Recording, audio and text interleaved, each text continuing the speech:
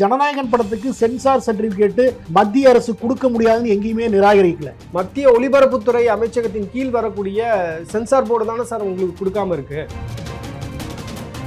Sir. இப்போ பராசக்தின்ற ஒரு படம் வந்து டெல்லி தான் இந்தியாவா அப்படின்னு கேட்குது. ஹிந்தியை திணிப்பவர்களுக்கு தான் நாங்கள் எதிரியே தவிர ஹிந்தி பேசக்கூடியவர்களுக்கு இல்லை அப்படின்னு ரொம்ப ஸ்ட்ராங்காக பேசுது. அந்த படத்துக்கு எளிமையாக வந்து சென்சார்ஷிப் சர்டிஃபிகேட் கிடைக்குது, வேற ஜனநாயகனுக்கு கிடைக்கல அப்படின்றது தானே சார்.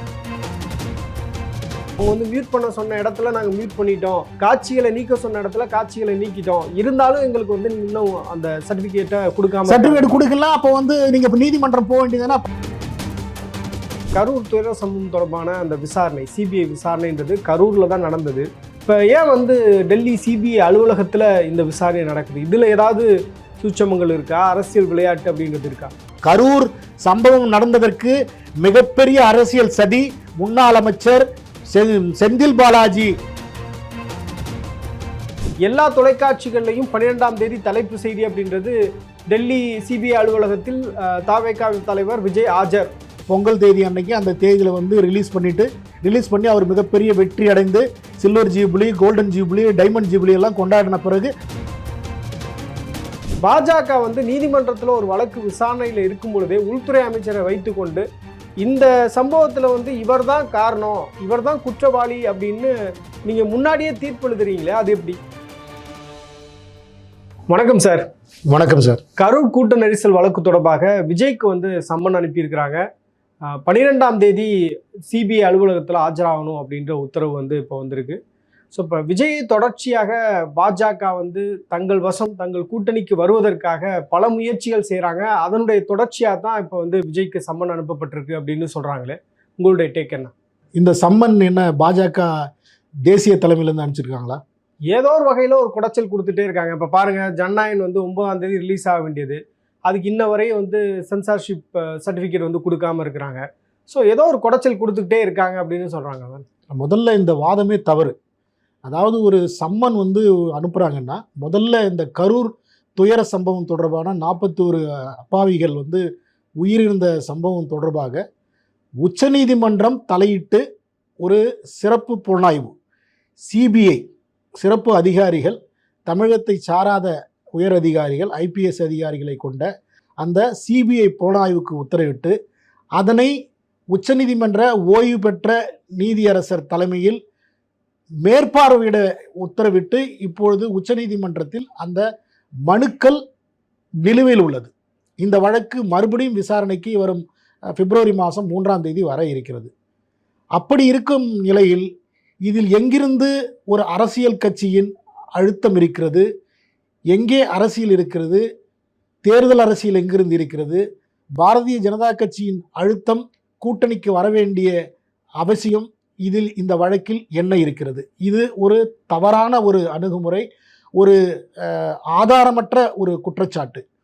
இந்த நீதி விசாரணையை, இந்த கரூர் துயர சம்பவம் தொடர்பான விசாரணையை திசை திருப்பும் வகையில்தான் இது போன்ற குற்றச்சாட்டுகள், அது ஆளும் திமுக அரசிலிருந்து வருவதாக இருந்தாலும் சரி, அந்த திமுக அரசின் ஆதரவாளர்கள் இது போன்ற விஷமத்தனமான விஷயங்களை, வதந்திகளை பாரதிய ஜனதா கட்சியின் மீது பரப்புவதாகத்தான் நான் இதை கருதுகிறேன். சார், இப்போ கரூர் துயர சம்பவம் தொடர்பான அந்த விசாரணை, சிபிஐ விசாரணைன்றது கரூரில் தான் நடந்தது. அந்த பகுதியில் சம்பவம் நடந்த அந்த இடத்துல வந்து கடை வைத்திருந்தவர்கள், அப்புறம் வந்து காவல் பணியில் ஈடுபட்டவர்கள் அப்படின்னு ஒவ்வொருத்தரையும் வந்து விசாரணை பண்ணிட்டு இருந்தாங்க. இண்டீட் தாவேக்காலேருந்து அந்த கட்சியுடைய நிர்வாகிகள்லாம் போய் கூட அங்கே வந்து விசாரணைக்கு ஆஜரானாங்க அப்படின்றத பார்க்க முடிஞ்சுது. இப்போ ஏன் வந்து டெல்லி சிபிஐ அலுவலகத்தில் இந்த விசாரணை நடக்குது? இதில் ஏதாவது சூட்சமங்கள் இருக்கா, அரசியல் விளையாட்டு அப்படின்றது இருக்கா? இல்லை, அரசியல் விளையாட்டுங்கிறத நம்ம அந்த கோணத்தில் நம்ம பார்க்கக்கூடாது. ஒரு கன்வீனியன்ட்டுக்கான ஒரு இதுவாக இருக்கலாம், இல்லை சேஃப்டி அண்ட் செக்யூரிட்டியாக கூட இருக்கலாம். அது விசாரணை செய்கின்ற அந்த அமைப்பு தான் அதை முடிவு பண்ணும். யாரை எங்கு வைத்து விசாரிக்க வேண்டியது, யாரை எங்கு விசாரிக்க வேண்டும், ஒரு பெண்மணியை எங்கு விசாரிக்க வேண்டும், அவர் இருக்கும் வீட்டில் தான் விசாரிக்க முடியும். ஒரு சம்பவம் நடந்த இடத்தில் உள்ள சாட்சிகளை விசாரிக்கும் போது அந்த சம்பவம் இடத்தில் உள்ள நபர்களை அங்குதான் சென்று விசாரிக்க முடியும். ஒரு அரசியல் கட்சியை சார்ந்த அந்த மீட்டிங், அந்த அரசியல் கட்சி மீட்டிங்கை ஏற்பாடு செய்தவர்களை எங்கு விசாரிக்க வேண்டும் என்று அந்த சிபிஐ விசாரணை குழு என்ன நினைக்கிறதோ அங்குதான் இதில் அந்த கரூரில் நடந்த சம்பவம் என்பதால் கரூரில் தான் வைத்து இந்த விசாரணை நடத்த வேண்டிய அவசியம் இல்லை. ஏற்கனவே நீங்கள் சொன்னது போல தாவேகாவின் நிர்வாகிகள் ஆதவ் அர்ஜுனா மற்றும் மற்றவர்கள், அவர் ஆனந்த் பொதுச் செயலாளர் ஆனந்த் போன்றவர்கள் வந்து புதுதில்லியில் போய் அவர்கள் வந்து இதே போல சிபிஐ சம்மன் அனுப்பியதற்கு அவர்கள் விசாரணைக்கு ஆஜராகி அவர்களது விசாரணையில் அவர்களுடைய வாக்குமூலத்தையும் பதிவு செய்து வந்துள்ளதாக அவர்கள் திருப்தி அளிப்பதாக அவர்கள் தொலைக்காட்சி ஊடகங்களுக்கு பேட்டியும் அளித்துள்ளார்கள். அவர்கள் எந்த விதமான குற்றச்சாட்டையும் சிபிஐ மீதோ அல்லது பாரதிய ஜனதா கட்சியின் மீதோ அவர்கள் எந்த விதமான குற்றச்சாட்டையும் வைத்ததாக தெரியவில்லை. அவர்கள் எங்களுக்கு விசாரணை திருப்தி அளித்தது, நாங்கள் நடந்த சம்பவங்களை அனைத்தையும் நாங்கள் வந்து விசாரணையை சொல்லியிருக்கிறோம் என்று தான் சொல்லியிருக்கிறார்கள். இப்பொழுது தாவேகா தலைவர் விஜயை விசாரிப்பதற்காக விசாரணைக்கு டெல்லியில் அழைத்ததற்கு இப்போது பாரதிய ஜனதா கட்சியின் அழுத்தம் என்ற அந்த தவறான ஒரு குற்றச்சாட்டு வந்திருக்கிறதாக தான் நான் கருதுகிறேன். தாவேகா தலைவர் வந்து இதில் வந்து அவர்தான் வந்து தாவேகாவும் தாவேகா நிர்வாகிகளும் தலைவர்களும் தான் இப்பொழுது மிகப்பெரிய குற்றச்சாட்டை வைத்திருக்கிறார்கள். ஏன் ஒட்டுமொத்த மக்களுமே அந்த குற்றச்சாட்டை வைத்திருக்கிறார்கள். இந்த கரூர் துயர சம்பவம் என்பது ஒரு அரசியல் சதி, பழிவாங்கும் செயலாகத்தான் இது ஆளும் திமுக அரசின் தூண்டுதல். உயர் பதவியில் உள்ளவர்கள், மந்திரிகள், ஏன் முதல்வர், துணை முதல்வர், அமைச்சர்கள் மீது கூட அந்த மாவட்டத்தை சேர்ந்த முன்னாள் அமைச்சர் செந்தில் பாலாஜி உட்பட அவர்கள் மீது இப்போது குற்றச்சாட்டு வைத்திருக்கிறார்கள். அப்படி குற்றச்சாட்டு வைத்திருக்கும் போது அந்த கட்சியின் தலைவரை விசாரிக்காமல் ஒரு விசாரணை நடந்தால் அது எப்படி ஒரு முறையான சரியான நீதி விசாரணையாக, புலனாய்வு விசாரணையாக இருக்கும்? அதனால் இப்போ நீங்கள் சொல்கிறதெல்லாம் ஒரு பகுதி. இப்போ நம்ம கலை யதார்த்தத்தை பார்ப்போமே, ஜனவரி 9ஆம் தேதி ஜனநாயகன் படம் வந்து ரிலீஸ் ஆகும் அப்படின்னு திட்டமிட்டு இருந்தாங்க. இப்போ நீங்கள் வந்து ஜனவரி 12ஆம் தேதி சிபிஐ வந்து சம்மன் அனுப்புகிறாங்க. பொதுவாக வந்து எல்லாத்தையும் கால்குலேட் பண்ணி பார்ப்பாங்கல்ல. இப்போ ஏதோ ஒரு வகையில் சென்சார்ஷிப் போர்டும் வந்து அவங்களுக்கு வந்து சென்சார் கொடுக்க மாட்டேது, சென்சார் சர்டிஃபிகேட் கொடுக்க மாட்டேது. இன்னொரு பக்கம் இங்கே பொங்கல் பண்டிகைக்கான ஹாலிடேஸ் வந்து ஸ்டார்ட் ஆரம்பிக்குது. விஜயினுடைய படம் ரிலீஸ் ஆகி அவர் வந்து அந்த படம் எப்படி போயிட்டுருக்கு அப்படின்னு பார்க்கக்கூடிய ஒரு காலகட்டத்தில் இப்போ சிபிஐ வந்து விசாரணை நடத்துது அப்படின்னா ஏதோ அவருக்கு நெருக்கடி கொடுப்பதற்காகத்தான் நடத்துகிறாங்க. மத்திய அரசு சிபிஐ பயன்படுத்தி அவரை பணிய வைக்க பார்க்கிறது அப்படின்ற ஒரு யதார்த்தமான குற்றச்சாட்டு வரத்தானே செய்யும். இது ஒரு அபாண்டமான குற்றச்சாட்டு. அதாவது சிபிஐ விசாரணைக்கு மறுப்பு தெரிவித்து எந்த இடத்திலும் தாவேகா தலைவர் விஜய் அவர்கள் வந்து எங்கேயுமே வந்து சிபிஐ விசாரணை வேண்டான்னு சொல்லவே இல்லை.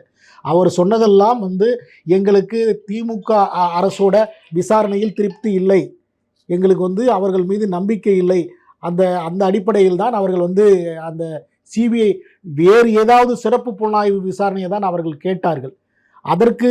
அதற்குத்தான் வந்து நாங்கள் தான் வந்து நான் உட்பட மற்றவர்கள் தான் வந்து சிபிஐ விசாரணை வேண்டும், அதுவும் ஓய்வு பெற்ற உச்சநீதிமன்ற வழக்கு நீதியரசர் மூலம் விசாரணை வேண்டும் என்று முறையிட்டோம். இப்போ உச்சநீதிமன்றம் விசாரணைக்கு உத்தரவிட்டிருக்கிறது. இப்பொழுது சிபிஐ மீதும் பாஜக மீதும் குற்றம் சாட்டுவது என்பது இது முழுக்க அபாண்டமான ஒரு குற்றச்சாட்டு தான். இது கரூர் விசாரணை வளையத்தில் இருக்கக்கூடிய ஒரு நபர் எப்படி வந்து சிபிஐ விசாரணை வேண்டாம் அப்படின்னு பொதுவெளியில் சொல்லுவார். விஜய் வந்து மாநில உயர்நீதிமன்றம் பரிந்துரைத்த எஸ்ஐடி விசாரணை கூடாது, ஓய்வு பெற்ற உச்சநீதிமன்ற நீதிபதி தலைமையிலான ஒரு குழு விசாரணை பண்ணாங்க அப்படின்னா, ஒரு சிறப்பு புலனாய்வு குழு விசாரணை பண்ணாங்கன்னா எங்களுக்கு ஓகே அப்படின்னு சொன்னாங்க. அவங்க வந்து சிபிஐ விசாரணை பண்ணணும்னு கேட்கவே இல்லையே. இல்லை, இப்போ சிறப்பு புலனாய்வுங்கிறது வந்து அவங்க தான் மேற்பார்வையிடுறாங்க. இன்னைக்கு அவங்க கேட்ட அந்த கோரிக்கை தான் இன்னைக்கு நிவாரணமாக கொடுத்துருக்காங்க. உச்சநீதிமன்ற ஓய்வு பெற்ற நீதியரசர் மூலயமா தான் மேற்பார்வையிடுறாங்க. இன்னைக்கு உச்சநீதிமன்றமே அந்த வழக்கு விசாரணை மேற்பார்வையிட்டு இருக்காங்க, மானிட்டர் பண்ணிக்கிட்டு இருக்காங்க. சிபிஐங்கிறது ஒரு சிறப்பு புலனாய்வு. இன்னைக்கு மாநில காவல்துறை போல அது ஒரு தனித்துவமான ஒரு சுயசார்பு ஒரு புலனாய்வு அமைப்புங்கிறதா சிபிஐ இன்னைக்கு விசாரணை பண்றாங்க. தமிழ்நாட்டில் சிபிசிஐடி இருக்க மாதிரி அது மத்திய அரசுடைய சிபிஐ இல்லையா? நீங்க மத்திய அரசுன்னு சொல்றது, சிபிஐங்கிறது வந்து அரிதான வழக்குகளில் வந்து அது உள்ளூர் அரசியல்வாதிகள், மந்திரிகள், மிகப்பெரிய ஒரு வழக்குகளில் வந்து சிறப்பு புலனாய்வு சிபிஐ கொடுப்பாங்க, இல்லை சிறப்பு புலனாய்வு எஸ்ஐடி மாதிரி கொடுப்பாங்க. இன்னைக்கு நீங்க ஜனநாயகன் படத்துக்கும் இந்த கரூர் துயர சம்பவ சிபிஐ விசாரணைக்கும் முடிச்சு போடுவதே ஒரு தவறான ஒரு அணுகுமுறை தான் நான் பார்க்குறேன். ஏன்னா இப்போ பராசக்தின்ற ஒரு படம் வந்து டெல்லி தான் இந்தியாவா அப்படின்னு கேட்குது. அதே நேரத்தில் பார்த்தீங்க அப்படின்னா ஹிந்தியை திணிப்பவர்களுக்கு தான் நாங்கள் எதிரியே தவிர ஹிந்தி பேசக்கூடியவர்களுக்கு இல்லை அப்படின்னு ரொம்ப ஸ்ட்ராங்காக பேசுது. மாநில உணர்வுகள் மொழி பற்றி ஒரு ரொம்ப ஸ்ட்ராங்காக பேசக்கூடிய ஒரு படமாக இருக்குது.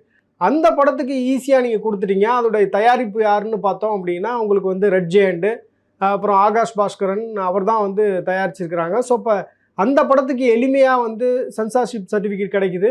வேற ஜனநாயகனுக்கு கிடைக்கல அப்படின்றது தானே சார் குற்றச்சாட்டு. அப்போ எல்லாத்தையும் பொருத்தி பார்ப்பாங்கல்ல. ஏன் இந்த படத்துக்கு வந்து ஒரு மசாலா படத்துக்கு, ஒரு கமர்ஷியல் வேல்யூ இருக்கக்கூடிய ஒரு படத்துக்கு சென்சார்ஷிப் சர்டிஃபிகேட் வந்து கொடுக்கல, பராசக்திக்கு கொடுத்துருக்காங்க. விஜயை வந்து அடுத்த 2 தினங்கள்லேயே அவங்க வந்து சிபிஐ வந்து சம்மன் பண்ணுது. அப்போ கூட்டி கழிச்சு பார்த்தோம் அப்படின்னா மத்திய அரசனுடைய ஏதோ ஒரு வகையில் அழுத்தம் இருக்குது அப்படின்னு தானே புரிஞ்சுப்பாங்க. இல்லை, முதல்ல நீங்கள் சொன்னீங்க இப்போ வந்து பொங்கல் வர்ற நேரத்தில் வந்து ஜனநாயகன் படத்துக்கு வந்து வந்து சென்சார் சர்டிஃபிகேட் கொடுக்க மாட்டுறாங்க.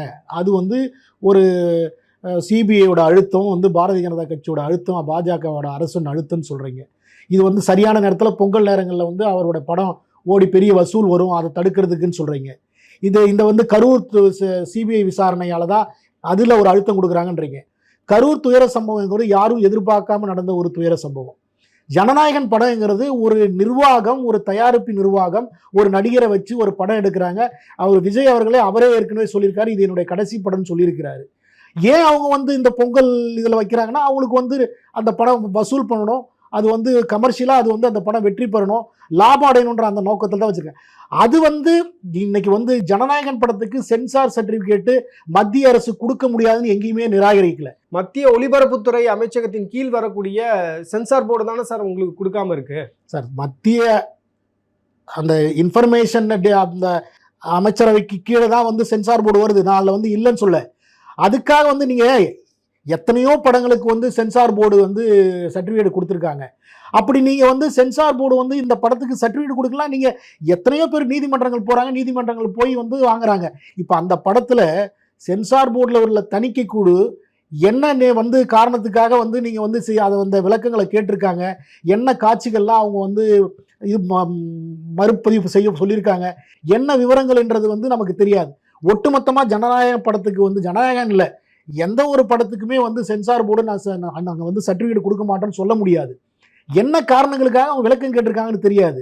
அதனால் நீங்கள் தான் வந்து அது தயாரிப்பு நிர்வாகம் தான் போய் அதில் வந்து நீங்கள் வந்து கமர்ஷியலாக நீங்கள் வந்து பொங்கலுக்கு அந்த படம் ரிலீஸ் ஆகணும்னா நீங்கள் அதுக்கு முன்னாடியே அதுக்கான நடவடிக்கைகளை எடுத்துருக்கணும். நீங்கள் கடைசி நேரத்தில் நீங்களே ஒரு டேட்டை ஃபிக்ஸ் பண்ணிவிட்டு நீங்கள் வந்து சென்சார் சர்டிஃபிகேட்டே வாங்காமல் நீங்கள் வந்து ஒரு தேதியை வந்து ரிலீஸ் தேதி அறிவிச்சிட்டு இன்னைக்கு வந்து மத்திய அரசு மீதியும் சென்சார் போர்டு மீதும் ஒரு அபாண்டமான ஒரு குற்றச்சாட்டை சொல்றது, அதுவும் இது போன்ற ஒரு முக்கியமான வழக்கு விசாரணையோட டிசம்பர் 19ஆம் தேதியே பார்த்துட்டாங்க சென்சார் குழு அப்படின்றாங்க. அப்ப டிசம்பர் 19ஆம் தேதி பார்த்திருந்தா உங்களுக்கு அவங்க ஒரு விளக்கம் கேட்டிருப்பாங்களா? அதை நீங்க உடனே நாங்க கொடுத்துட்டோம். அவங்க வந்து மியூட் பண்ண சொன்ன இடத்துல நாங்க மியூட் பண்ணிட்டோம், காட்சிகளை நீக்க சொன்ன இடத்துல காட்சிகளை நீக்கிட்டோம், இருந்தாலும் எங்களுக்கு வந்து நீங்க இன்னும் அந்த சர்டிபிகேட்டை கொடுக்காம சர்டிபிகேட் கொடுக்கலாம். அப்போ வந்து நீங்க நீதிமன்றம் போக வேண்டியதுன்னா 19ஆம் தேதியே வந்து சென்சார் போர்டு உங்க படத்தை பார்த்துட்டு அவங்க சொன்ன நிபந்தனைகளாம் நாங்க வந்து செஞ்சுட்டோம், சரி செஞ்சுட்டோம் சொல்லுங்க. இன்னைக்கு தேதி என்ன? இன்னைக்கு தேதி வந்து 6ஆம் தேதி, 6 ஜனவரி. இத்தனை நாள் நீங்க அப்படி வந்து உங்களுக்கு வந்து கமர்ஷியல் ரீதியா ஒரு மிகப்பெரிய ஒரு இழப்பு வருதுன்னா நீங்க நீதிமன்றங்களை போக வேண்டியது, நீதிமன்றங்களுக்கு போய் ஒரு உத்தரவு வாங்கிட்டு வர வேண்டியதானே. இந்த மாதிரி வந்து பாரபட்சமா இருக்காங்க, நீங்க வந்து எங்களுக்கு உடனே சென்சார் சர்டிஃபிகேட் கொடுங்கன்னு சொல்ல வேண்டியதானே. நீங்க அதை விட்டுட்டு நீங்க வந்து பாரபட்சமா எந்த ஒரு அமைப்பும் அரசு நிர்வாகமும் இருக்க முடியாது. நீங்க வந்து ரெண்டாவது வந்து இன்னைக்கு வந்து அந்த பட நிர்வாகமோ இல்லை அவர் தாவேகா தலைவர் விஜய் நடிகர் அந்த படத்தில் நடித்த நடிகரோ இன்னைக்கு வந்து சென்சார் போர்டு எங்களுக்கு சர்டிஃபிகேட் கொடுக்கல, எங்களை வந்து பாரபட்சமாக பார்க்குறாங்க, எங்களுக்கு அழுத்தம் கொடுக்குறாங்க, மத்திய அரசு அழுத்தம் கொடுக்குது, கூட்டணிக்கு வர அவங்க அந்த மாதிரி எந்த ஒரு தகவலுமே சொல்லாத அந்த நேரத்தில் அவங்க தரப்புலேருந்து அந்த படத்தோட நிர்வாகம், தயாரிப்பு நிர்வாகம் எந்த ஒரு குற்றச்சாட்டும் வைக்காத நேரத்தில் இப்படி இது போன்ற அபாண்டமான குற்றச்சாட்டுகளை மத்திய அரசு மீதும் பாரதிய ஜனதா கட்சி மீதும் சொல்றது வந்து தவறான அணுகுமுறைன்னு நான் மறுபடியும் நேரடியாக சொல்ல மாட்டாங்க. இப்போ மறைமுகமாக பார்த்தீங்க அப்படின்னா இந்த டிலே எல்லாமே மக்களே புரிஞ்சுப்பாங்கன்ற மாதிரி தானே விடுறாங்க. இப்போ நீங்கள் வந்து பொங்கல் பண்டிகை அப்படின்றது எல்லாருமே இங்கே தமிழ்நாட்டில் கொண்டாடக்கூடிய ஒரு பண்டிகை. இந்த காலகட்டத்தில் அவருடைய படம் ரிலீஸ் ஆகுது, நீங்கள் சைமல்டேனியஸாக ஒரு 12ஆம் தேதி வந்து விசாரணைக்கு கூப்பிடும் பொழுது எல்லா தொலைக்காட்சிகள்லையும் 12ஆம் தேதி தலைப்பு செய்தி அப்படின்றது டெல்லி சிபிஐ அலுவலகத்தில் தாவேகா தலைவர் விஜய் ஆஜர் அப்படின்றது தானே தலைப்பு செய்தியாக மாறும். அப்போ வந்து உங்களுக்கு ஒட்டுமொத்தமாக திசை திருப்பக்கூடிய ஒரு விஷயமா இது மத்திய அரசு வேண்டுமென்றே பண்ணுறாங்க, அதுவும் சிபிஐ வந்து கைக்குள்ளே வச்சுட்டு பண்ணுறாங்க அப்படின்ற மாதிரியான விமர்சனங்கள் வரத்தானே செய்யும். ஸோ அப்போ வந்து நீங்கள் சொல்கிறது எப்படி இருக்குன்னா, அவர் தாவேகா தலைவர் விஜய் நடித்த அந்த படத்தில் வந்து பொங்கல் தேதி அன்னைக்கு அந்த தேதியில் வந்து ரிலீஸ் பண்ணி அவர் மிகப்பெரிய வெற்றி அடைந்து silver jubilee, golden jubilee, diamond jubilee எல்லாம் கொண்டாடின பிறகு அதுக்கப்புறம் பொறுமையாக சிபிஐ வந்து வாங்க வந்து உங்களோட விளக்கத்தை சொல்லுங்க, நீங்கள் வந்து விசாரணைக்கு வாங்கன்னு சொல்லணும் அப்படின்றத நீங்கள் எதிர்பார்க்குறீங்களா? இப்போ சிபிஐ, இடி, ஐடி இது எல்லாமே பார்த்தீங்க அப்படின்னா இன்னைக்கு மத்திய அரசுடைய கைப்பாவைகளாக மாறிடுச்சு. மத்திய அரசு யாரை நினைக்கிறாங்களோ அவங்கள ரைட் பண்ண முடியும். இதுவரையும் வந்து பாஜகவில் இருக்கக்கூடிய ஒருத்தரை வந்து அவங்க ரைட் பண்ணியிருக்காங்களா அப்படின்னு பார்த்தா அதனுடைய ரேஷியோ அப்படின்றது ரொம்ப குறைவாக இருக்குது அப்படின்லாம் சேர்த்து சொல்கிறாங்களா? அப்போ மக்கள் பார்க்கக்கூடியவர்கள் எப்படி புரிஞ்சுப்பாங்க? அப்போ மத்திய அரசினுடைய கைப்பாவையாகத்தான் சிபிஐ இருக்குது. ஸோ இதை பயன்படுத்தி விஜயை முடக்க பார்க்குறாங்க. ஒரு நடிகரை பார்த்து மத்திய அரசு பாஜக பயப்படுது அப்படின்ற விமர்சனங்கள் வைக்கிறாங்க. இல்லை நீங்கள் சொல்கிறது எப்படி இருக்குன்னா, யார் குற்றவாளியோ யார் கோடிக்கணக்கில் கொள்ளடிக்கிறாங்களோ அவங்கள்ட்ட தான் வந்து விசாரணைக்கு போவாங்க. நீங்கள் பாஜகவில் இருக்கிறவங்க வந்து நீங்கள் வந்து யாரையும் மேலேயும் விசாரணை போகல அப்படின்னா நீங்கள் சொல்கிற அந்த ரேஷோவில் எடுத்துக்கங்க. குற்றச்சாட்டுகள் வந்து ஊழல் குற்றச்சாட்டுகள் மத்திய அரசில் இருக்கிற பாஜக அரசு இத்தனை 3வது முறையாக இருக்கிறது. ஒரு பிரதம மந்திரி மேலே குற்றச்சாட்டு இருக்கா, இல்லை முக்கிய அமைச்சர்கள் மேலே குற்றச்சாட்டு இருக்கா, ஊழல் குற்றச்சாட்டு இருக்கா? ஆனால் இங்கே அப்படி கிடையாது. இங்கே தமிழ்நாடு தாங்க இன்றைக்கி உலகத்திலே ஊழல் குற்றச்சாட்டுக்கு பேர் போன நாடு வந்து தமிழ்நாடு இன்றைக்கி இருக்குது. தமிழ்நாட்டோட இந்த மாநிலத்தில் தான், அதுவும் திமுக அரசில் தான் மிகப்பெரிய குற்றச்சாட்டுகள் இருக்குது. பின்ன இங்கே குற்றச்சாட்டுகள் அமைச்சர்கள் மீது வரும்போது, வழக்குகள் பதியும் போது, நீங்கள் வந்து கோடிக்கணக்கில் நீங்கள் பணப்புழக்கத்தை வரும்போது இது வந்து யார் சொல்கிறாய்? நீங்கள் வந்து முன்னாள் ஃபைனான்ஸ் மினிஸ்டர், நிதியமைச்சர், திமுகவோட நிதியமைச்சர் யார் சொன்னது? அவர் சொன்னது 30,000 கோடி யார் கொள்ளடிச்சான்னு. திமுக அரசோட முதலமைச்சர் மு.க. ஸ்டாலின் அவரோட மகன் உதயநிதி ஸ்டாலின் கொள்ளடிச்சாருன்னு அவர் சொல்லியிருக்கிறாரு. சார் நீங்க தான் சொல்றீங்க பாஜகவுடைய தலைவர்கள் மேலேயோ இல்ல அமைச்சர்கள் மேலேயோ வந்து குற்றச்சாட்டுகளே இல்ல. நான் சொன்ன ரேஷோ, நீங்க சொல்ற ரேஷியோ ஓகே, பட் அவங்க மேலேயும் ஊழல் குற்றச்சாட்டுகள் இருக்கு. இன்னைக்கு பாஜகவுக்கு ஒரு பேரே வந்து வாஷிங் மிஷின் தான். இப்போ பாஜகவில் யாரெல்லாம் போய் ஊழல் குற்றவாளிகள் சேர்றாங்களோ அவங்கள வந்து தூய்மைப்படுத்தி அவங்கள வாஷிங் மிஷினில் போட்டு அவங்க மேலே எந்த ஒரு வழக்குகள் இல்லாமையும் பண்ணிடுறாங்க அப்படின்ற விமர்சனமும் வைக்கத்தானே செய்யறாங்க. நீங்கள் ஏன் வாஷிங் மிஷின் இப்படி பார்க்குறீங்க? பாஜகங்கிறது வாஷிங் மிஷின், தப்பு பண்ணுறவங்கள துவைச்சி எடுப்பாங்க. நீங்கள் ஏன் அப்படி பார்க்க மாட்டீங்க? அப்படி இல்லையே சார், அப்படி யாரை சார் அவங்க துவைச்சி எடுத்தாங்க? ஆமாம், நீங்கள் வந்து இன்றைக்கி பார்த்தீங்கன்னாக்கா வந்து ஊழல் பண்ணுறவங்க யாராக இருந்தாலும் நீங்கள் வந்து ரைடு போடுங்க. பாருங்க, ஈடிங்கிறது என்ஃபோர்ஸ்மெண்ட் டைரக்டருங்கிறது அது ஒரு தனித்துவமான அமைப்பு. நீங்கள் வந்து சிபிஐங்கிறது அது வந்து ஒரு தனித்துவமான இண்டிபெண்டன்ட் ஏஜென்சி தான். இதில் வந்து நீங்கள் எல்லா வழக்குக்கும் வந்து எப்பெல்லாம் வந்து நீங்கள் வந்து சிபிஐ வந்து 2வது வந்து இன்னைக்கு கரூர் சம்பவம் வந்து உச்சநீதிமன்றம் மேற்பார்வையில் இருக்குது. அப்போ நீங்கள் உச்சநீதிமன்றமும் பாஜகவோட கட்டுப்பாட்டில் இருக்குன்னு சொல்ல வரீங்களா? நீங்கள் நீதிபதிகளும் கட்டுப்பாட்டில் இருக்கு. அடுத்த கட்டமாக இந்த வழக்கு வந்து பிப்ரவரி 3ஆம் தேதி உச்சநீதிமன்றத்தில் விசாரணைக்கு வரும்னு சொல்கிறீங்க. இப்போ ஏற்கனவே வந்து கரூர்லேயே ஒரு ஆஃபீஸ் போட்டு அங்கே வந்து இந்த சிபிஐ குழுவானது விசாரணை நடத்தியது. இப்போ டெல்லிக்கு மூவ் பண்ணிட்டாங்க. இப்போ டெல்லிக்கு வந்து விஜய் உள்ளிட்டோர்லாம் வந்து நேரடியாக ஆஜராக போகிறாங்க அப்படின்றது புரிஞ்சிருச்சு. அடுத்த கட்டமாக இந்த வழக்கு எப்படி போகும்? நீதிமன்றம் என்னென்ன விஷயங்கள் எல்லாம் இனி வரக்கூடிய நாட்களில் அவங்க வந்து கேள்வி எழுப்புவாங்க? இல்லை, நான் இதை எப்படி பார்க்குறேன்னா, இப்போது தாவேகா தலைவர் விஜய் அவர்கள் வந்து இன்னைக்கு வந்து சம்மன் அனுப்பிச்சிருக்காங்க சிபிஐ. டெல்லியிலே வந்து நீங்கள் எந்த ஒரு அச்சுறுத்தலும் இல்லாமல் எந்த ஒரு இதெல்லாம் இண்டிபெண்டாக ஃப்ரீயாக நீங்கள் வந்து உண்மையை என்னவோ உங்களுக்கு நீங்கள் என்ன குற்றச்சாட்டு வைக்கிறீங்களோ, என்ன உண்மையோ, உங்களுக்கு கிடைச்ச என்ன தகவலோ அதை சொல்லுங்கன்றதுக்காகத்தான் இன்னைக்கு சிபிஐ வந்து டெல்லிக்கே கூப்பிட்டுருக்காங்க. நீங்கள் இங்கே இருந்தால் தான் இங்கே இருக்கிற வந்து தமிழ்நாட்டில் இருந்தால் தமிழ்நாட்டோட உயர் அதிகாரிகள், எஸ்பி அந்த மாதிரி உள்ளவங்க வந்து இப்போ போலீஸ் வந்து உங்களுக்கு தொந்தரவு இருக்கலாம், உங்களுக்கு ஒரு அச்சுறுத்தல் இருக்கலாம் அப்படின்னு சொல்லி கூட நீங்கள் வந்து நீங்கள் இண்டிபெண்டனாக வந்து ஃப்ரீ மைண்டோட வந்து சொல்லுங்கன்னு சொல்லியிருக்கலாம். இப்போ இந்த நேரம் இப்போ வந்து அவர் விஜய் அவர்கள் 12ஆம் தேதி சிபிஐ அலுவலகத்துக்கு டெல்லியில் போய் அவர் நடந்த உண்மைகள், அவர்கிட்ட வந்த தகவல்கள், ஆதாரங்களை எல்லாத்தையும் மொத்தத்தையும் கொடுக்கணும். ஏன்னா இன்னைக்கு வந்து அவங்க வைக்கிற மிகப்பெரிய குற்றச்சாட்டு என்னன்னா, இது ஒரு அரசியல் சதி. நாங்கள் தாவேகாவும் தாவேகா தலைவரும் தொடர்ந்து ஆளும் திமுக அரசுக்கு எதிராகவும் முதலமைச்சருக்கு எதிராகவும் அமைச்சர்களுக்கு எதிராகவும் ஊழல் குற்றச்சாட்டை, நிர்வாக சீர்கேட்டை தொடர்ந்து குற்றம் சாட்டி வருவதனால் இந்த அவரது பேரையும் புகழையும் கெடுப்பதற்காக அவர் போகின்ற அந்த அரசியல் மாநாடு மீட்டிங்கை வந்து சதி செய்து குலைப்பதற்காக இது போன்ற சதி செய்து அவர்கள் எழுப்பிய மிகப்பெரிய குற்றச்சாட்டு, முன்னாள் அமைச்சர் செந்தில் பாலாஜி அவர்களது தூண்டுதல் இருக்கிறது. உடனடியாக ஏன் முதலமைச்சர் அங்கே செல்ல வேண்டும், துணை முதல்வர் ஏன் அங்கே செல்ல வேண்டும், உடனடியாக இரவோடு இரவாக ஏன் போஸ்ட்மார்ட்டம் செய்ய வேண்டும் என்ற மிகப்பெரிய குற்றச்சாட்டுகளை வச்சிருக்கிறாங்க. இன்னைக்கு இன்னைக்கு வந்து தாவேகா தலைவர் மட்டும் இல்ல, நீங்க சொல்ற பாரதிய ஜனதா கட்சி சொல்றீங்க இல்லையா, பாரதிய ஜனதா கட்சியோட தமிழ்நாடு மாநில தலைவர் நயினார் நாகேந்திரன் அண்ணன் அவர்கள் வந்து இன்னைக்கு மத்திய உள்துறை அமைச்சர் 2 நாளைக்கு முன்ன ஒரு பொதுக்கூட்டத்துல வந்து புதுக்கோட்டையில வந்து பகிரங்கமா வெளிப்படையா சொல்லியிருக்கிறாரு, கரூர் சம்பவம் நடந்ததற்கு மிகப்பெரிய அரசியல் சதி முன்னாள் அமைச்சர் செந்தில் பாலாஜி தலையீடு இருக்கிறது என்றும் முதல்வர் மீதும் துணை முதல்வர் மீதும் குற்றச்சாட்டை வைத்திருக்கிறார். யார் முன்னாடி வைத்திருக்கிறார்? மத்திய உள்துறை அமைச்சர் அமித்ஷாஜி அவர்கள் முன்னாடியே இந்த குற்றச்சாட்டை வைத்திருக்கிறார். ஒரு பாரதிய ஜனதா கட்சி நீங்க சொல்றீங்க அழுத்தம் கொடுக்கறாங்க, நீங்க வந்து விஜய் வந்து கூட்டணிக்கு வர வைக்கிறாங்க அப்படின்றதுக்காக. இன்னைக்கு அவருக்கு வந்து அவர் என்ன நிலைப்பாட்டில் இருக்காரோ அதே நிலைப்பாட்டை இன்னைக்கு வந்து பாரதிய ஜனதா கட்சியோட தலைவர் சொல்லியிருக்கிறார். இன்னைக்கு அது மத்திய உள்துறை அமைச்சருக்கு முன்னாடி சொல்லியிருக்கிறாரு. இனியாவது விஜய் அவர்கள் இந்த சிபிஐ விசாரணையில் டெல்லியில் சென்று சிபிஐ விசாரணை அலுவலகத்தில் நடந்த உண்மைகளை சொல்ல வேண்டும். நடந்த உண்மைகளை சொல்லி இன்னைக்கு அவர் வந்து யார் மீது அரசியல் சதி, யார் அரசியல் சதி செய்தார்கள்? முதலமைச்சர் மு க ஸ்டாலின் அரசியல் சதி செய்தாரா?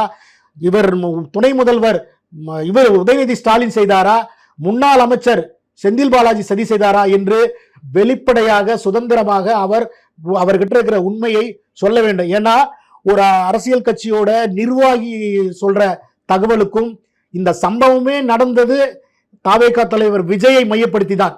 அவர் நேர காலதாமதமாக வந்தார், அவர் வந்து கூட்டம் சரியான முறையில் வந்து அந்த கூட்டத்தை கட்டுப்படுத்த முடியவில்லை, பாதுகாப்பு கொடுக்கவில்லை, இது போன்ற அவர் மீது குற்றச்சாட்டு வைக்கிறார்கள்.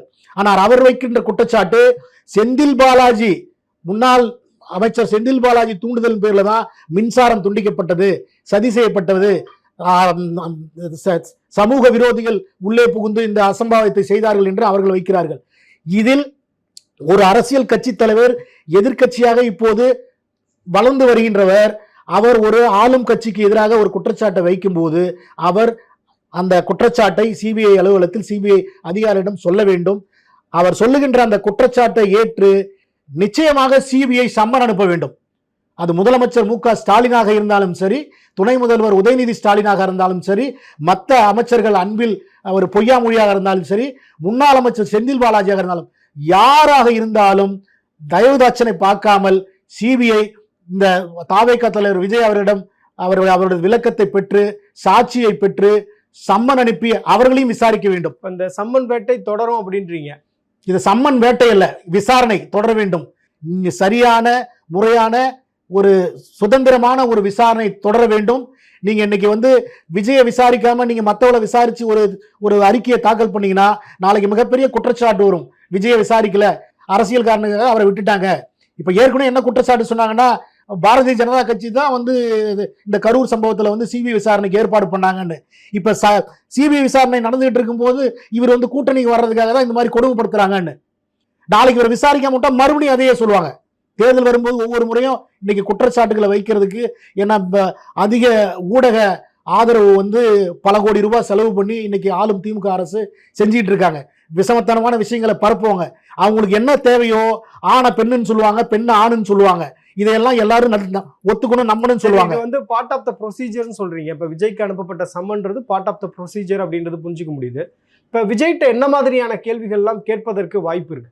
இல்ல, எனக்கு தெரிஞ்சு அவர் வந்து அவருடைய நீங்க நடந்த சம்பவத்தை பத்தி அவங்கள வந்து உங்களோட விளக்கத்தை கொடுங்கன்னு தான் கேட்பாங்க. ஏன்னா அவர் தலைமையில நடந்த அந்த சம்பவம்ன்றதுனால அவருக்கு உங்களுக்கு கிடைச்ச தகவல்கள் என்னன்னு கேட்பாங்க. ஏன்னா அவர் தான் இந்த கேரவன் மேல ஏறி நிக்கிறாரு. அவரை முன்னிலைப்படுத்தி தான் இந்த துயர சம்பவமே நடந்திருக்கு. ரெண்டாவது வந்து ஒரு மற்றவங்களுக்கு கிடைத்த அந்த தகவலை விட அவருக்கு ஒரு தலைவர் என்ற முறையில் அவங்க நிர்வாகிகளே சில தகவலை கொடுத்துருக்கலாம், அவங்களோட அடிமட்ட தொண்டர்கள் தகவலை கொடுத்துருக்கலாம். நீங்க இன்னும் என்ன கேட்டீங்கன்னா சிபிஐ வந்து சிறப்பாக வந்து புலனாய்வு செய்வாங்க. அதுக்கு மேல சுப்ரீம் கோர்ட்டு ஜட்ஜோட மேற்பார்வை இருக்கு. என்னை கேட்டீங்கன்னா முக்கிய அரசியல் தலைவர்கள், அது முதலமைச்சராக இருந்தாலும் சரி, துணை முதல்வராக இருந்தாலும் சரி, மற்ற அமைச்சர்களாக இருந்தாலும், முன்னாள் அமைச்சராக இருந்தாலும் சரி, அவருடைய தொலைபேசி, அந்த தொலைபேசி அப்போது அவர்கள் கூட இருந்தவர்கள், இந்த ட்ராக் ரிப்போர்ட்டு இந்த மாதிரி பல விஷயங்கள், ஒரு இன்டெலிஜென்ஸ் வந்து உள்ளிட்ட அந்த டவர் சம்பந்தப்பட்ட எங்கெங்க யாரோட டவர் இருந்து இது போன்ற விசாரணைகள்லாம் சிபிஐ சிறப்பாக விசாரிப்பாங்க. கட்டாயம் விசாரிச்சு இது பொலிட்டிக்கலா நம்ம அணுகும் போது பல்வேறு விஷயங்களும் நம்ம சொல்றோம். ஆக்சுவலாக இந்த கேஸோடைய எண்டு எப்படி இருப்பதற்கான வாய்ப்பு இருக்குது? இது வந்து ஒரு ஆக்சிடென்ட். இப்போ நிறையா ஜேர்னலிஸ்ட்டை பேசும்போது என்ன சொல்கிறாங்கன்னா, இது வந்து ஆக்சிடென்ட் தான், இதில் வந்து ஒருத்தரை நம்ம வந்து குற்றம் சொல்வதற்கான வாய்ப்பே கிடையாது. இப்போ இந்த வழக்கை பொறுத்தவரையில் இனி வரக்கூடிய நாட்களில் இது போன்ற சம்பவங்கள் நடக்காமல் பார்த்துக்கொள்ளணும் அப்படின்றது தான் உச்சநீதிமன்றம் ஒரு தீர்ப்பாக கொடுப்பதற்கு வாய்ப்பு இருக்கே தவிர, ஒரு பர்டிகுலர் நபர் தான் காரணம் அப்படின்னு கார்னர் பண்ணி அப்படி தீர்ப்பு வழங்க மாட்டாங்க அப்படின்னு சொல்கிறாங்க. இப்போ நீங்கள் வந்து உச்சநீதிமன்றத்தில் நீண்ட நாள் இருக்கக்கூடிய ஒரு நபர், பல்வேறு வழக்குகளை பார்த்துருப்பீங்க. என்னதான் இதில் உங்களுக்கு ஒரு இன்ட்ரெஸ்ட் இருந்தாலும் நீதிமன்றம் என்ன மாதிரியான உத்தரவுகள் பிறப்பிப்பதற்கு வாய்ப்பு இருக்குது? இல்லை, இதை வந்து நீங்கள் ஒரு ஆக்சிடென்ட்னு சொல்கிறத நான் ஏற்றுக்க மாட்டேன். இது ஒரு அரசியல் சதி படுகொலைன்னு தான் நான் ஆரம்பத்துலேருந்தே சொல்லிட்டு வரேன். நான் ஒரு 41 அப்பாவிகள் வந்து ஒரு அரசியல் தலைவருக்காகவோ இல்லை ஒரு ஒரு ஒரு நடிகருக்காகவோ நீங்கள் எப்படி வேணாலும் எடுத்துக்கங்க, ஒரு பிரபலத்துக்காகவோ வந்து ஒரு மக்கள் அப்பாவி பெண்கள் குழந்தைகள் வந்து எல்லாருமே இளைஞர்கள் தான், ஒன்றும் பெரிய அதிக வயதானவர்கள் இல்லை. அவங்க வந்து அவருக்கு ஒரு ஆதரவாக அரசியலுக்காக ஒரு ஆதரவாக ஒரு ஆளும் ஒரு அரசை எதிர்த்து ஒரு குரல் கொடுக்குறாருன்றதுங்க வந்த அந்த இடத்துல வந்து இப்படிப்பட்ட ஒரு அசம்பாவிதம் ஒரு நடந்திருக்குன்னா அது ஒரு ஆக்சிடென்ட் இல்லை. ஒரு ஆக்சிடென்ட்னா ஒரு வாகனத்தில் போகும்போது ஒரு பிரேக் ஃபெயிலியர் ஆகிடுச்சு, அதில் ஒரு பயணம் செய்தவர்கள் ஆக்சிடென்ட் ஆகி இறந்துட்டாங்க. அதில் வந்து நீங்கள் வந்து ஒரு ஓட்டுநர் மேலே குறை சொல்ல முடியாது, அந்த வாகனத்தோட உரிமையாளர் மேலே குறை சொல்ல முடியாது. அது ஆக்சிடென்ட், நெக்லிஜென்ஸ். அதுக்கு வந்து நீங்கள் வந்து அதை எடுக்கலாம். ஆனால் இது அப்படி அல்ல, இது நீங்கள் அப்படி கருதக்கூடாது. இது வந்து 5000 நபர்கள் கூட அந்த இடத்தில் ஒன்று சேர முடியாத இடத்தில் நெருக்கமான ஒரு நெரிசலான ஒரு சாலையில் ஒரு அரசு வேண்டும் என்று இத்தனாயிரம் பேர் வருவாங்கன்னு தெரிஞ்சும் அனுமதி கொடுத்தது அது மிகப்பெரிய அரசியல் சதி. அந்த சதியை வந்து புரிஞ்சிக்காம அங்க போய் அரசியல் மாநாடு நடத்தி ரோடு ஷோ நடத்தி ஒரு நெருக்கடியான ஒரு சம்பவம் நடந்திருக்கிறது. ரெண்டாவது வந்து மின்சாரம் துண்டிக்கப்பட்டிருக்கிறது. அதுல வந்து சமூக விரோதிகள் குற்றவாளிகள் உள்ளே புகுந்து அசம்பாவிதத்தை ஏற்படுத்தியிருக்காங்க, ஒரு மிகப்பெரிய பிரச்சனையை உண்டு பண்ணியிருக்காங்க. இதையெல்லாம் நீங்க எப்படி வந்து ஒரு ஆக்சிடென்ட் ஒரு விபத்து என்று கடந்து போக முடியாது? சரி சார், இப்ப நீதிமன்றம் இந்த வழக்கு விசாரிக்கும் போது இப்ப சிபிஐ வந்து விசாரிச்சுட்டு இருக்காங்க. உச்சநீதிமன்ற ஓய்வு பெற்ற நீதிபதி தலைமையில இந்த விசாரணை வந்து நடைபெற்று இருக்கிறது. உச்சநீதிமன்றம் இந்த வழக்குல வந்து தீர்ப்பு வழங்க போறாங்க, எல்லாமே ஃபைன். பாஜக வந்து நீதிமன்றத்தில் ஒரு வழக்கு விசாரணையில் இருக்கும் பொழுதே உள்துறை அமைச்சரை வைத்துக்கொண்டு இந்த சம்பவத்தில் வந்து இவர் தான் காரணம், இவர் தான் குற்றவாளி அப்படின்னு நீங்க முன்னாடியே தீர்ப்பு எழுதுறீங்களே, அது எப்படி? இது தீர்ப்பு இல்லை, இது வந்து எல்லாரும் வைக்கின்ற அந்த குற்றச்சாட்டை ஒரு மத்திய உள்துறை அமைச்சர் இருக்கிறார், அவர் முன்னிலையிலே பதிவு செய்கிறார். அரசியல் சதி காரணமாக படுகொலை செய்யப்பட்ட இந்த சம்பவத்தில் அப்பாவி 41 உயிர்கள், அவர்கள் குடும்பத்திற்கும் அந்த உயிரிழந்த அந்த ஆன்மாக்கள் சாந்தி அடைவதற்கும் ஒரு மத்திய உள்துறை அமைச்சர் முன்னிலையே அவருடைய தன்னுடைய கருத்தை பதிவு செய்தார். ஏன்னா எந்த விதத்திலும் வந்து குற்றவாளிகள் தப்பித்துவிடக் கூடாது. அரசியல் சதி செய்பவர்கள் அவர்கள் யாராக இருந்தாலும், எந்த பதவியில் இருந்தாலும், எந்த அதிகாரத்தில் இருந்தாலும், எந்த இன்ஃப்ளூயன்ஸ் இருந்தாலும் அவர்கள் தப்பித்து விடக் கூடாது, தண்டிக்கப்பட வேண்டும். அது அமைச்சர்களாக இருந்தாலும் அரசியல் தலைவர்களாக இருந்தாலும், இந்நாள் முன்னாள் அரசியல் தலைவர்களாக இருந்தாலும் அமைச்சர்களாக இருந்தாலும் தண்டிக்கப்பட வேண்டும். சரியான முறையான ஒரு சுதந்திரமான விசாரணை நடந்து குற்றவாளிகள் தண்டிக்கப்பட வேண்டும் என்ற கருத்தில் கோணத்தில் தான் அவர் அந்த குற்றச்சாட்டை வைத்தார். அவர் தீர்ப்பு எழுதுவதற்கோ ஒரு அறிக்கை தாக்கல் செய்வதற்கோ அவர் வந்து சிபிஐ விசாரணை அதிகாரியும் அல்ல, நீதிமன்ற நீதிபதியும் அல்ல. அவர் மற்ற சாதாரண குடிமகன் போல அவருக்கும் கருத்து சொல்வதற்கு உரிமை இருக்கிறது. ஒரு அரசியல் தலைவராக தன் கருத்தை மத்திய உள்துறை அமைச்சர் முன்பு பதிவு செய்கிறார். அப்போதாவது இதில் பாதிக்கப்பட்டவர்கள் சுதந்திரமாக அவர்களது உண்மையை நடந்த சம்பவத்தை யாருக்கும் பயப்படாமல், இந்த ஆளும் திமுக அரசுக்கு பயந்தோ அல்லது முதலமைச்சர் மு க ஸ்டாலின் அவருக்கு பயந்தோ அல்லது எந்த அமைச்சருக்கும் பயந்தோ எந்த ஒரு நெருக்கடிக்கும் பயந்தோ உண்மையை சொல்லாமல் இவர்கள் பயந்து இந்த குற்றவாளிகளை தண்டிக்காமல் பயந்து சாட்சிகளை சொல்லாமல் போய்விடக்கூடாது என்பதற்காக அப்படி ஒரு அவருடைய கருத்தை பதிவு செய்திருக்கிறார் என்று நான் பார்க்கிறேன். Thank you sir. நன்றி சார்.